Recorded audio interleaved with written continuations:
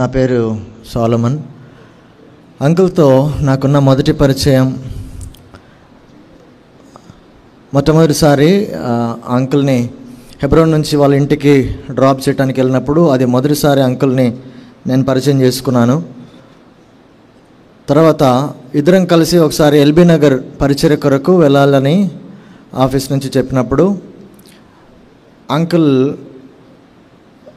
నా నంబర్ ఆఫీస్లో తీసుకొని టైమింగ్ చెప్పాడు. కరెక్ట్గా 10 నిమిషాల ముందు నుంచి బయలుదేరావమ్మా, ఇంటికి వస్తున్నావా, ఇల్లు తెలుసా, ఎంత ఫాలోఅప్ చేసి కరెక్ట్ టైంకి అంకుల్ కిందికి దిగాడు. క్యాబ్ బుక్ చేసుకున్నాడు, అంకులే క్యాబ్ బుక్ చేసుకున్నాడు. ఒక లగేజ్ ఉన్నింది, లగేజ్ తీసుకొని ఎల్బీ నగర్ వెళ్ళాం. ఎల్బీ నగర్ వెళ్ళిన తర్వాత నేను అంకుల్కి మినిస్ట్రీలో నేను కొంచెం హెల్ప్ చేయాలి, తర్వాత యూత్ మినిస్ట్రీ నేను తీసుకోవాలి. సో నేను అనుకున్నా మళ్ళీ ఈ పెద్ద మనిషి ఎట్లా వెళ్తాడో అని అనుకుంటా ఉన్నా. భోజనం చేసి నేరుగా పోయి బస్టాండ్లో నిలబడ్డాడు. నేను చాలా ఆశ్చర్యపోయినా, అక్కడున్న వాళ్ళు కూడా ఆశ్చర్యపోయారు. అన్న ఎట్లా పోతాడు, మేము క్యాబ్ బుక్ చేద్దాం అనుకుంటున్నామంటే అంకుల్ అసలు ఎవ్వరి మాట కూడా వినలేదు. నేరుగా పోయి సిటీ బస్ ఎక్కి తన ఇంటికి వచ్చేసాడు. అది మొదటిసారి నేను అంకుల్ నుంచి చూసి చాలా ఆశ్చర్యపోయాను. ఇంకొక సంగతి నేను అంకుల్ మెసేజెస్లో గమనించింది, దేవుని వాక్యాన్ని కంటత చేశాడని అందరూ చెప్పారు కాబట్టి నేను అవన్నీ మళ్ళీ రిపీట్ చేయను. దేవుని మందిరాన్ని, దేవుని ప్రజలను ఎట్లా ప్రేమించాడు, దేవుని ఇంట్లో ఎట్లా చాలా సామాన్యమైన పనులు చేస్తూ దేవుని ఇంటిలో ఎదుగుతూ వచ్చాడో ఆ వాటిని గురించి కూడా విన్నప్పుడు ఎంతో ఐ వాజ్ ఇన్స్పైర్డ్.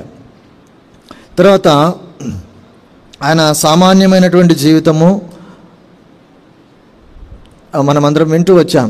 ఎంత సింపుల్ లైఫ్ని లీడ్ చేశాడో, ఎవరి దగ్గర నుంచి కూడా ఎవరికి ఇబ్బంది పెట్టడానికి ఆయన ఇష్టపడేవాడు కాదు. అంటే అది డబ్బుల రూపమైనా కూడా, లేకపోతే ఆయనకు పరిచర్య చేయాల్సి వచ్చి ఏమైనా అందిస్తుంటే కూడా ఆయన దానిని అంగీకరించేవాడు కాదు. మేము కొన్ని రోజులు కడప కాన్వకేషన్లో అంకుల్తో కొంత ఎక్కువ సమయం నేను గడపటానికి నాకు వీలు దొరికింది. చాలా అసలు ఎంత లిమిటెడ్గా తనను తాను ఇతరులకు ఇబ్బందికరంగా లేకుండా ఉండటం ఎలాగునో నేను అంకుల్ని గమనించాను.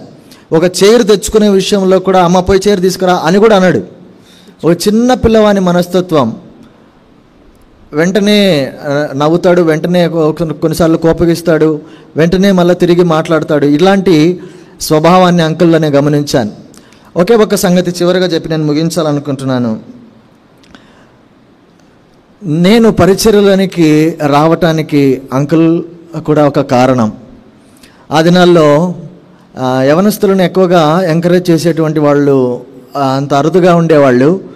అయితే మొదటిసారి ఓఎం నుంచి ఒక సోదరుడు బర్డ్ క్యాంపస్ ఆయన వచ్చినప్పుడు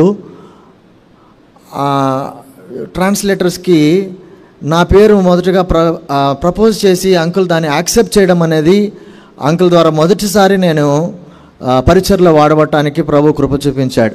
కాబట్టి he was encouraging my talents. తర్వాత సింగింగ్లో, తర్వాత మ్యూజిక్లో ఈ విధంగా వాడబడుతున్నప్పుడు మా నాన్న దగ్గరికి ఒకసారి పరిచర్య కొరకని వెళ్ళి, మీ వాడు చాలా ఉపయోగపడుతాడన్నా మాకు, మీ వాడు చాలా సహాయం చేస్తున్నాడు మాకు అని చెప్పాడంట. తర్వాత మొన్న ఒక 2 నెలల క్రితం నాకు ఫోన్ చేశాడు. ఫోన్ చేసి అంకుల్ అన్న మాట ఏంటంటే, సోలమన్, అంకుల్ నేరుగా టు ది పాయింట్ మాట్లాడతాడు. అమ్మా నీకు ఒక విషయం చెప్పాలనుకుంటున్నా అన్నాడు. ఇది 2 నెలల క్రితం జరిగిన మాట, 2 నెలలు లేదా ఈ జనవరి కంటే ముందు జరిగింది. నీకు ఒక మాట చెప్పాలనుకుంటున్నా అన్నాడు. అంకుల్ చెప్పండి అంకుల్ అన్న. నీకు దేవుడిచ్చిన తలాంతులను బట్టి దేవునికి ఎంతో వందనాలు చెప్తున్నాను నేను అన్నాడు. అంకుల్ చెప్పండి అంకుల్ అన్న. అని ఎందుకంటే అంకుల్తో నేను ఎక్కువ మాట్లాడాను, నాకు చాలా భయం అంకుల్తో అని చెప్పి 2 సంగతులు చెప్పాడు నాకు. ఒక వ్యక్తి గురించి చెప్పి జాగ్రత్తగా ఉండు అన్నాడు, ఇంకొక సంగతి చెప్పి జాగ్రత్తగా ఉండు అన్నాడు. అవి నేను చెప్పలేను. ఆ మాటలు చెప్పి ఇది నీకు చెప్పాలనుకుంటున్నానని చెప్పి ముగించేశాడు. నేను ఎప్పుడు అనుకోలేదు తిరిగి నేను అంకుల్తో ఇంకా మాట్లాడను అని అనుకోలేదు. తర్వాత నాకు కూడా అంత వీలు పడలేదు అంకుల్తో కలవటం కానీ మాట్లాడటం కానీ. ఈరోజు ఆంటీని కలిసినప్పుడు ఆంటీ ఏమన్నారంటే, సోలమన్ ప్రతి దినము నీ కొరకు అంకుల్ ప్రేయర్ చేస్తాడంటే నేను అనుకున్నాను పెద్దవాళ్ళు ఊరికనే చెప్తుంటారేమో. అప్పుడప్పుడు అంకుల్ అంటూ ఉండేవాడు, నీ కొరకు ప్రార్థన చేస్తున్నాం, నీ పరిచర్య కొరకు ప్రార్థన చేస్తున్నామంటే మామూలుగా కనపడినప్పుడు అంటారు కదా, అలానే అంటున్నాడేమో అనుకున్నాను. అయితే ఈరోజు ఆంటీ ఆ మాట చెప్పిన తర్వాత నిజంగా ఈ భక్తుడు ఖచ్చితంగా నా గురించి ప్రార్థన చేసి ఉంటాడని నాకు నమ్మకం ఏర్పడింది. కనుక ఇలాంటి గొప్పవాళ్ళు, భక్తులు, ఆత్మీయులు మన సహవాసంలో నుంచి ఒకరి తర్వాత ఒకరు వెళ్ళిపోవటము, ఇవన్నీ చాలా పెద్ద ఖాళీలు సంఘంలో ఏర్పడుతున్నాయి.